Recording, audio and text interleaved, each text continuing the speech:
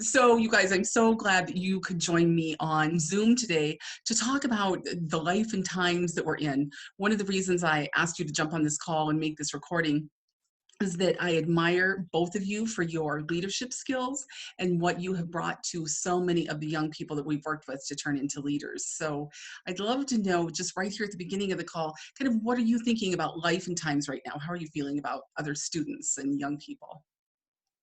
Levi, do you want to tell us what's going on, what you're thinking? Yeah, I have a really hard time putting all my thoughts into words. This is really unprecedented times for myself and everyone. Um, the first thing that comes to mind is a lot of fear and a lot of sorrow. I know there's a lot of suffering going on in our local community as well as all the way up to the global level. Um, but at the same point in time, I'm also very thankful that I have my health, my family, my wife has their health, and so it's a very difficult combination of feelings right now for me. Yeah. And I bet a lot of other people feel like that right now. Yeah. Johnny, what are you thinking? Yeah, I agree with what Levi says. I think it's just such a unique time and something that most people have never experienced or been a part of. And so I just think there's, times like these usually breed like fear and kind of what Levi was talking about, just like hard times, people struggling. And that can kind of lead to indifference and isolation and people isolating themselves.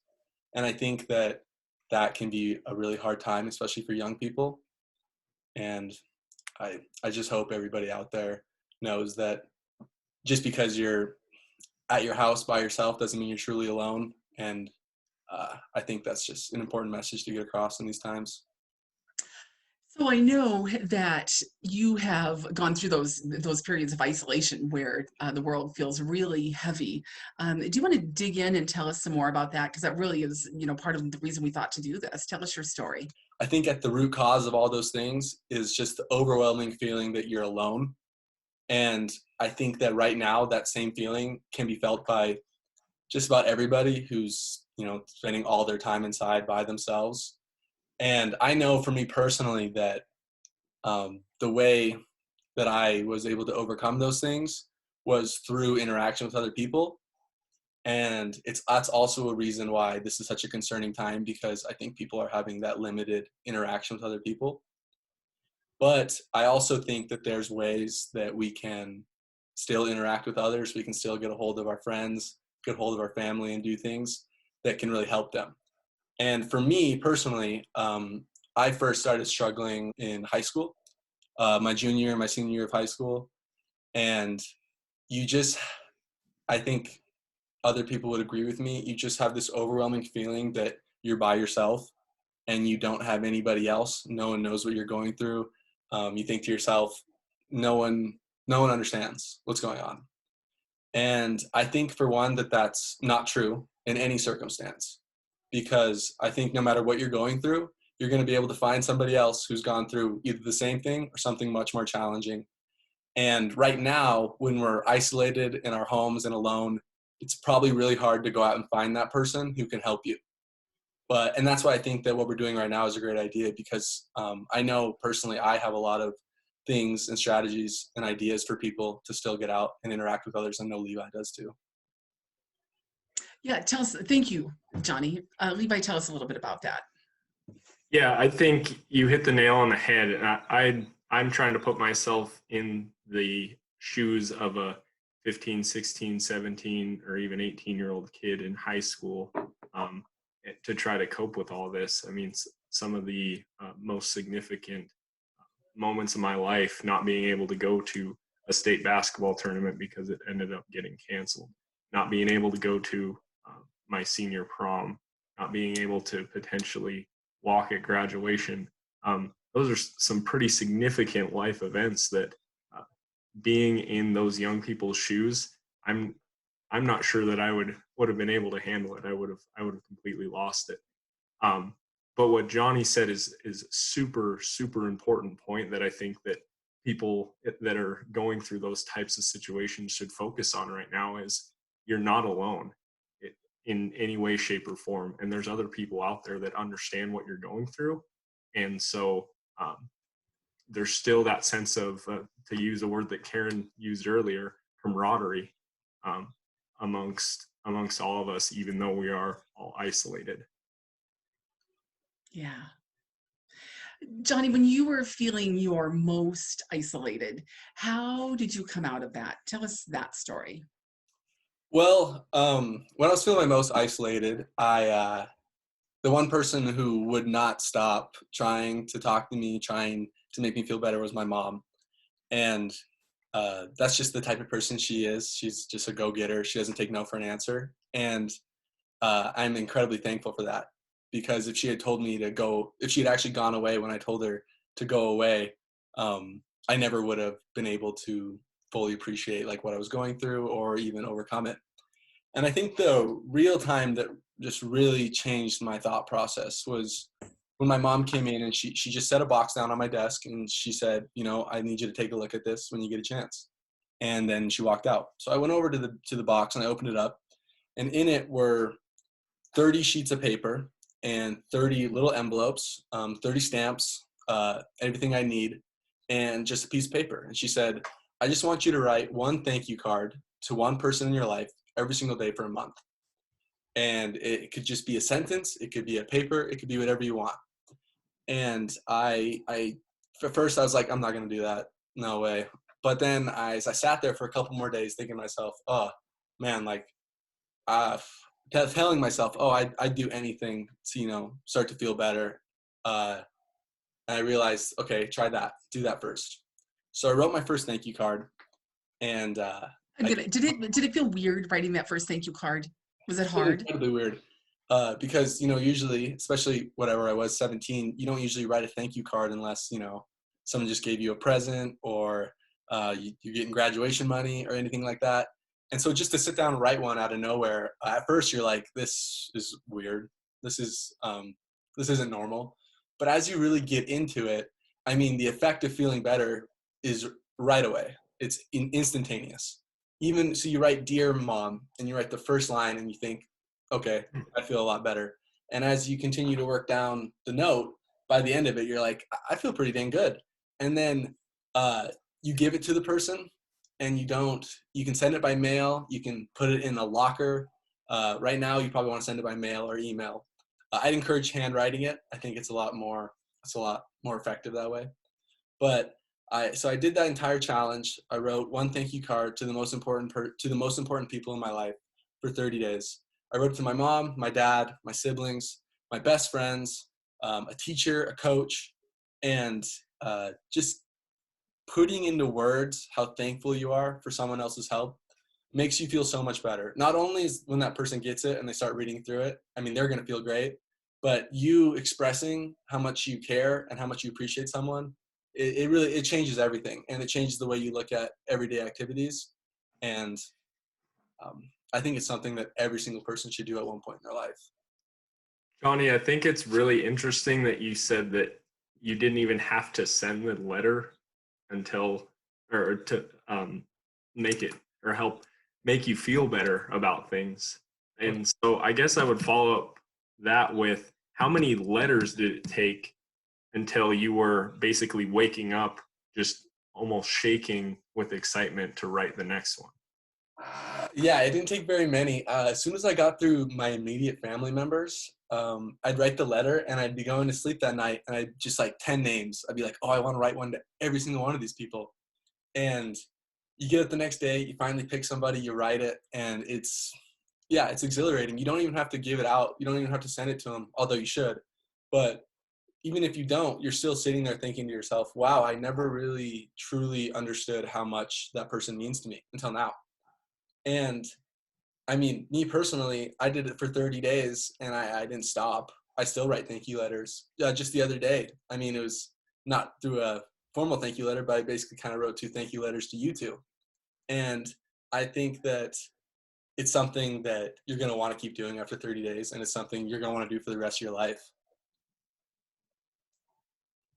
Very cool. So it's so beautiful. And it feels incredible when you receive those letters.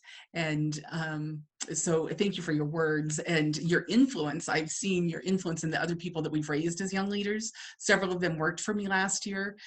Every single one of them wrote a handwritten note without any prompting about what that had meant to them. And I knew that that was from you guys inspiring them to do that. So it was really cool.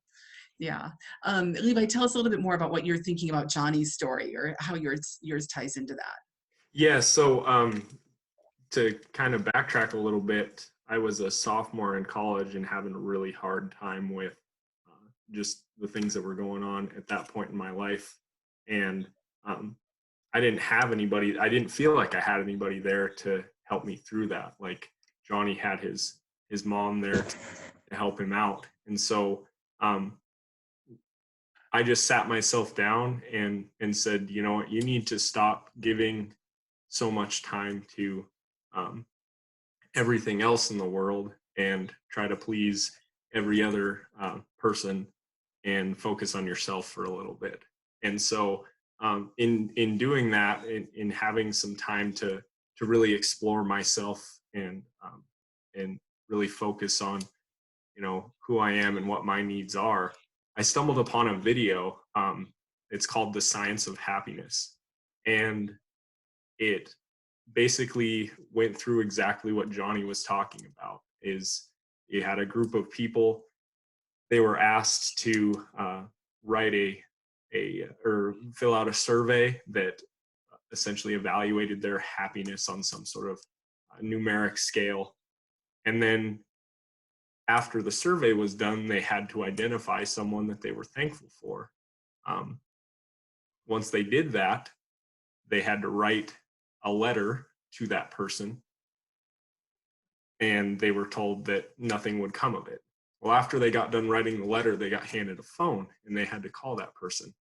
And so the idea popped into my head of just seeing all these people's faces light up is I need to start writing some letters to those who I really care about.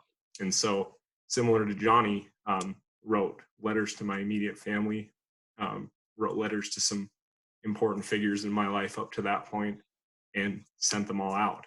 And the amount of gratification that I had coming out of that experience was just incredible. That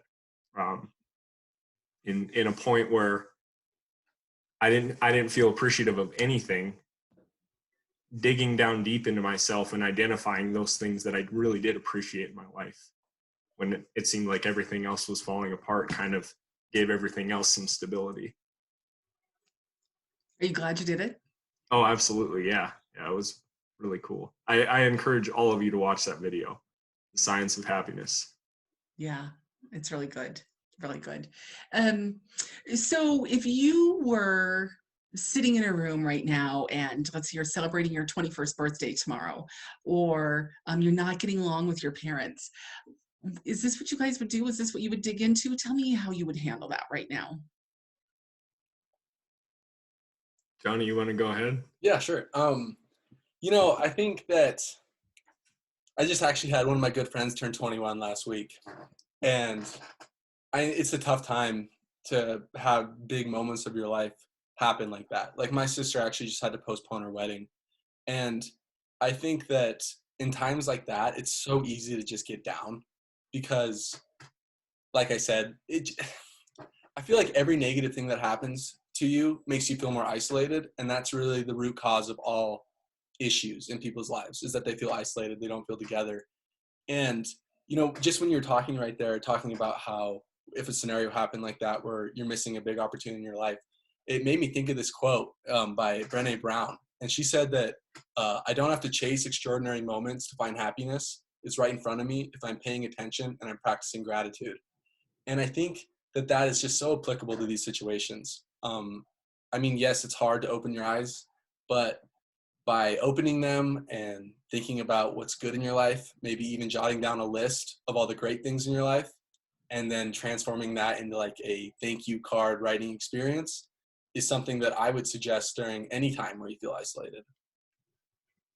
Yeah, I think to chime in off of that, Johnny, there's for every one thing that's negative that's going on, you're always, it's human nature to focus on that.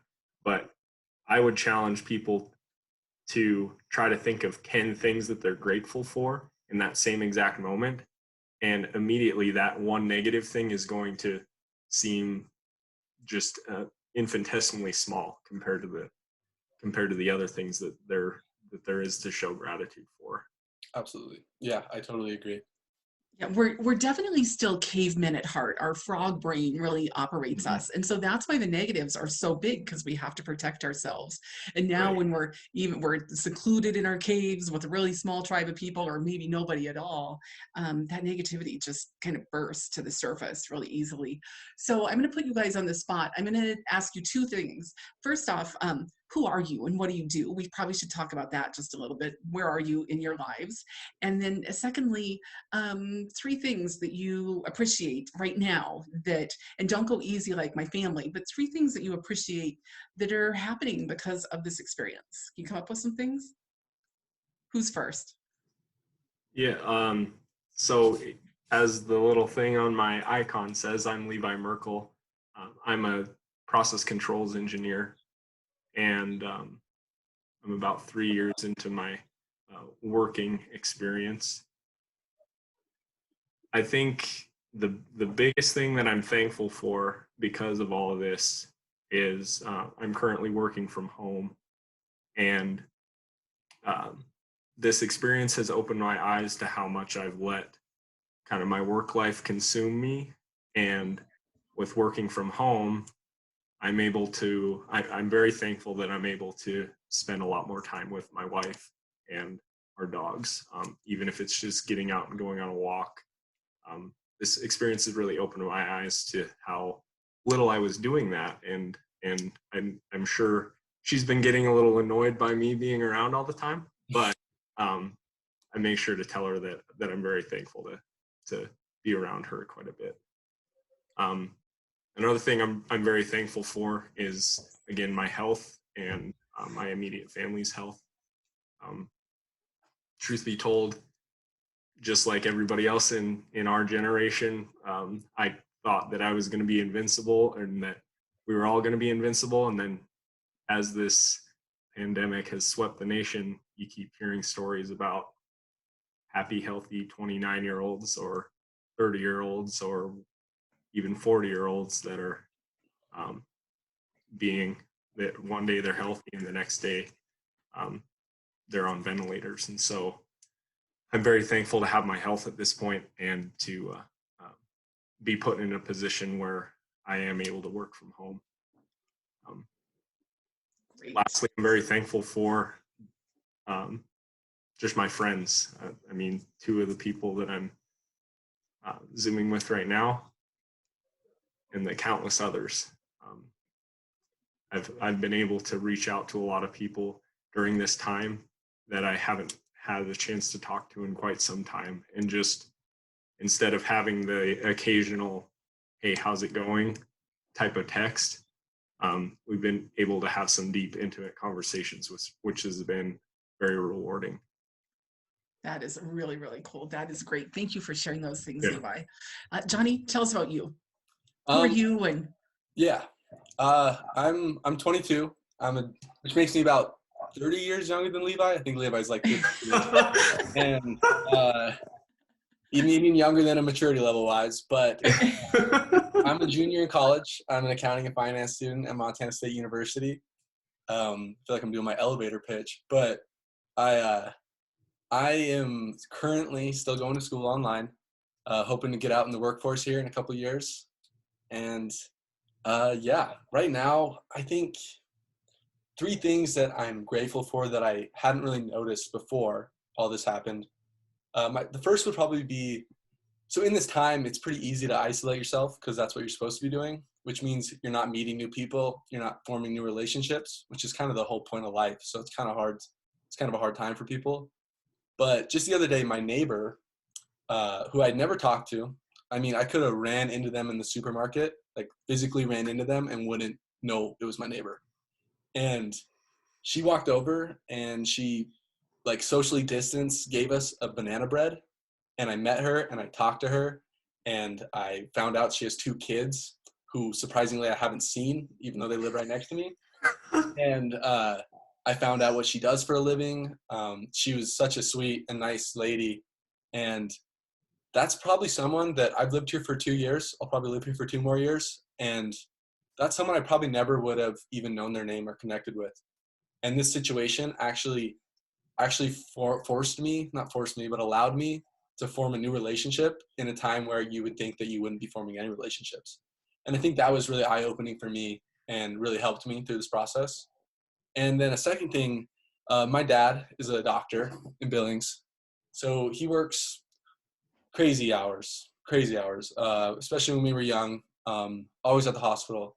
And it's fine because he's doing such a great service to other people and it's his calling. But through this time, work has been obviously slower, and he's at home more. And both my sisters are home now, who they usually live in different areas. And I'm getting all these videos of at like 3:00 in the afternoon, my dad playing cribbage with my 2 sisters, which is something like so foreign to us. And like seeing my dad with the daylight sky in the background is something that we just hadn't really had a whole lot of opportunities, and not in a bad way. He's a great dad. He's my hero, my role model. But just being able to see him home at 2:00, 3:00 in the afternoon playing cribbage with his daughters, who we thought would never live at home again because they're 28 and 25. That's another thing where I'm just like, wow, like that's a blessing. That's something that this situation has given us instead of taken away. And I'm really grateful for that. And the third, Wait, I have a question before you Yeah. go to that, Johnny. Who's Go ahead. winning at cribbage? Have you gotten the Oh, update yeah. on that? It's not even close. Not even close. It's your dad. Yeah, it's crazy. That backgammon, online solitaire, he could go pro in any of those things. Can't turn the TV on, but those things, yeah. And then the last thing I was going to talk about being grateful for is just kind of realizing how much time there is in a day. I mean, when you sit on your bed and you scroll through Instagram for 5 hours and you're like, wow, I could be productive. These days are a little longer than I initially anticipated. And just like having that realization that you really can make serious progress in things in just one day makes you more motivated and makes me more excited to actually get up and do something. There's those talks like, oh, day by day, nothing changes, but when you look back, everything's different. Well, that's not the way it has to be. And I think that's kind of made me realize that like you can change things in a day. And that's also been a real blessing. Yeah. That's really cool. We feel the same way. Like yesterday was just such a wonderful day around here. It was very relaxed. We got to do a lot. And at the end of the day, we were like, it was such a long day. Look at all of the things we did. It was really cool. Yeah. Thank you guys for telling us those things. Levi, when we were talking before we started recording, you wanted people to remember one thing about the people in their world. Do you remember what that was? Does that make sense? Yeah, so I guess I kind of alluded to it earlier, but in times of struggle like we're in right now, like I'm sure a lot of people are feeling right now, you can always show gratitude and always show appreciation for the things that you do have in your life, whether it's as simple as just being thankful for your health, or being appreciative for your dog, being appreciative for being able to work online on schoolwork.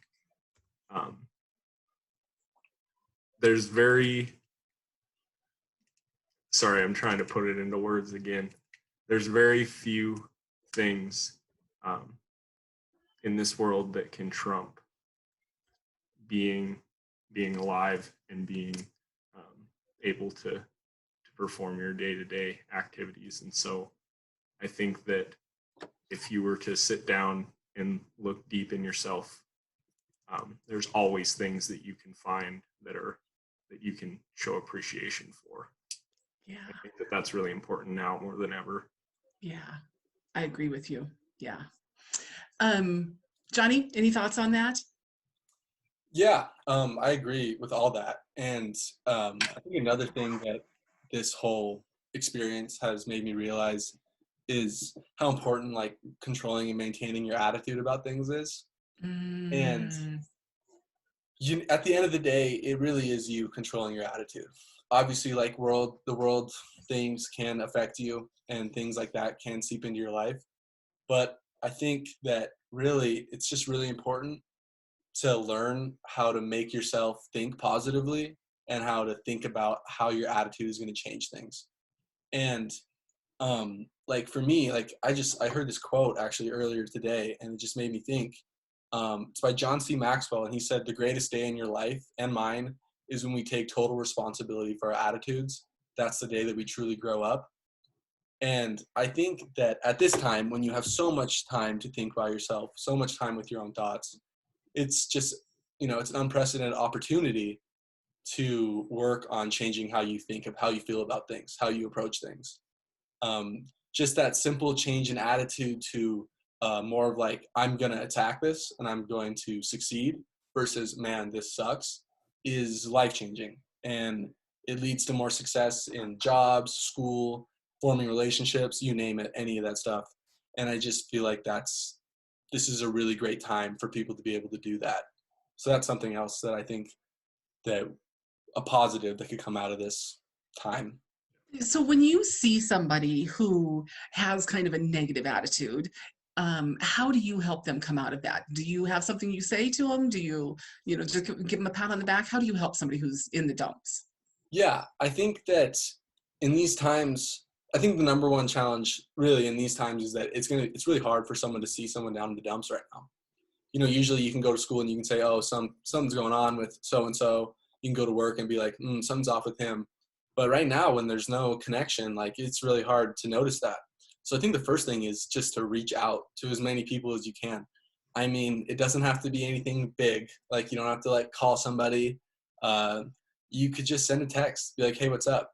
Send them a meme. I don't know, do something fun like that. And people, when they need help, hopefully will ask it of you. So when someone asks of you, step up to that challenge and be there for them. And I think it all goes back to the gratitude thing. Like we talked about before, isolation is probably the root cause of all these issues. And so in a time like this, when you're isolated more than you've ever been, it's more important than ever to just realize how many people truly love you in your life. Such an easy thing to forget, even when you're with the people who love you every single day, and so much easier when you're not, like right now. And I think the number one mistake you can make in your entire life is to think that nobody loves you, nobody cares about you. Your problems are your problems. No one else is going to understand. Uh, and I think my biggest regret in life is falling into times like that where you don't remember that people love you. And no one's going to come out and be like, hey, tell me you love me. Like no one's going to send a text, be like, hey, I really need you to tell me you love me right now. So you have to do it yourself. You have to do it for other people. It's your responsibility to reach out to the people you do love and say, hey, I love you, man. I love you. You're an important part of my life. You're smart. You're beautiful. And so many people love you. And I think if we all did that to like 3 people today, um, you know, yes, the coronavirus spreads at like 2 to 3 people per day too. So I think we need to combat that by spreading our love to others at a higher rate. And I think that would solve just about all these issues. It's so cool how personal responsibility ties into that, as well as shared responsibility. So you're saying that when you're down in the dumps and you decide that you want to take responsibility for your own attitude, if you just reach out and help improve somebody else's attitude by telling them you love them, tell them they're beautiful, it Yep, helps. absolutely. You're always going to like to hear that. I mean, like even if you're fine and someone sends you, hey man, I love you, I hope you're doing okay. You're not going to be like, okay, that's weird. You're going to be like, oh, cool. All right. Somebody loves me. And that's kind of like, there's no risk involved to it. There's absolutely no risk. There's only reward. And I think when people think about different scenarios in their life, they're like, oh, there's always a good and a bad to things. Well, being grateful and loving others, there's absolutely no bad associated with that. And I think if we took our time and put our efforts toward doing things where there's no risk rather than these other things, I mean, it would just make the world so much better, even in a time like this. Oh my gosh, you're going to be a great accountant. Yeah. Yeah. Sure to write that on everybody's tax return. I I love love you. it. That might be a time where it might not be great, but Yeah. other than that, it's always good. It's good. Yeah. It's so beautiful. I'm so proud of you. That's great. Levi, what are you thinking? Yeah, so I think to tie into what Johnny's talking about is right now when you do have all this time on your hands, something that we've all talked about in the organization that we all met through is the importance of setting goals and the importance of challenging yourself in a day in and day out basis. And so exactly what Johnny just described is a super easy goal that you can set for yourself is I'm going to reach out to one new person every day and just tell them how much they mean to me and tell them how much I love them and appreciate them. Setting a goal to write a thank you note to someone every single day while we're in this is, I think, another easy thing to do. Goals don't have to be big. Goals don't have to be something like I'm going to graduate as a lawyer. I'm going to go to Harvard. They don't have to be grandiose. To brag about my wife for a little bit, she's during this self-isolation, she set a fitness challenge for herself for 30 days. And so she took a whiteboard a calendar whiteboard, and she's tracking how many hours or minutes, I guess, of physical activity she's doing. She's doing 100 push-ups a day and trying to be able to do a certain number of chin-ups by the end of the social distancing. So they don't have to be big goals, but it's something to keep her mind busy and something that she feels like will really benefit herself coming out of this. Yeah. So cool. You guys, Johnny, do you want to add to that? Well, I'll just say on that point, usually when the world is functioning like it usually is, before all this, you set your goals and they're big things like Levi's talking about. Grade point averages, graduation, sports accomplishments, things of that nature. But when the world has kind of come to a halt here, this is a good opportunity to set maybe some more simple goals, some more daily goals, things that you can work on just through a text, through a thank you card. And I mean, just writing them down, putting somewhere where you can see them. I mean, in high school, I had them over the top of my bed. So I'd see it every time I wake up. Right now, if I move the camera, there's a little piece of paper by my door over there. And those are my goals right now. And I just think having it in a visible area where you can see it and realizing that at a time like this, your goals can literally be call my mom today, tell my mom I love her today. And that's enough. The world can get so big and so complicated, but when you're just sitting in your house, you could really take the opportunity to see how simple it is. Just one text, one phone call, things like that. Well, and I think, sorry, Karen. I was just going to say, I think that these simple goals are sometimes even more important than these big grandiose goals. And that's because they're so much easier to become habits. You can basically form habitual actions out of setting these little daily goals. And so coming out of this, you'll be a better person because of all. It's so awesome. I'm so glad that I've known you guys for years and gotten to watch you grow into these attitudes. You are just amazing men doing really good stuff in the world. And as I was listening to you, I was thinking just a little bit about my story, which I didn't really expect to tell today. But when this whole thing started, I was with my mom at her deathbed, and it was so tragic. And not tragic, it was just the end of life for her. And it was sad. And I was kind of down in the dumps over that. And at the same time, I started getting texts from clients. I do team building and personal coaching and business coaching. And I had team building groups who said, hey, we don't want to team build. We're out right now. We're not going to do these events because of the virus. And I just spiraled down really fast. It was interesting how soon I just wanted to sit on the couch and Netflix and ice cream. and that wasn't good. And then I realized that I needed to set goals for myself.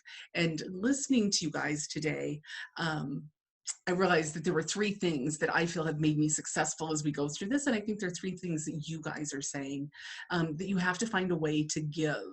And for me, as soon as I realized that I didn't want to just sit on the couch in a puddle of mud, I decided to give my best skill, which was helping other people to set goals. And so I started a series of calls called By DM, where we dig in, we set big goals sometimes, and sometimes it is just a shower. And by DM, we are going to get it done. And that's helped people to move forward. So give is really important. Learning something is super important. And we haven't touched on that a great deal. Levi, you did just a little bit, but you can learn right now. You don't just have to scroll Instagram. You can watch the great courses. Those are free right now. You can YouTube learning how to play the guitar. One of the realtors here in town, his whole family is learning how to play the guitar during this. So there's so much you can learn, because when you learn, your mind expands and you're not down in the dumps. And then finally, achieving something, which is back to the goal setting that you're talking about. When you achieve even just getting a shower or texting 3 people that you love them, your whole world opens up to happiness. So those are my 3 thoughts that you need to give, learn, and achieve. What else do you guys want to tell people as we're talking here today?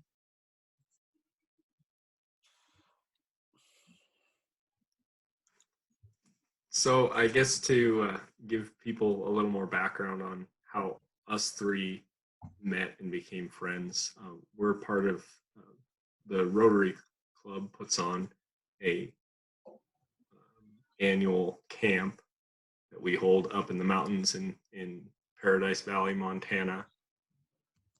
And the whole message of the camp is centered around leadership. We bring up high school students, and we're able to spend an entire week with them and teach them leadership skills.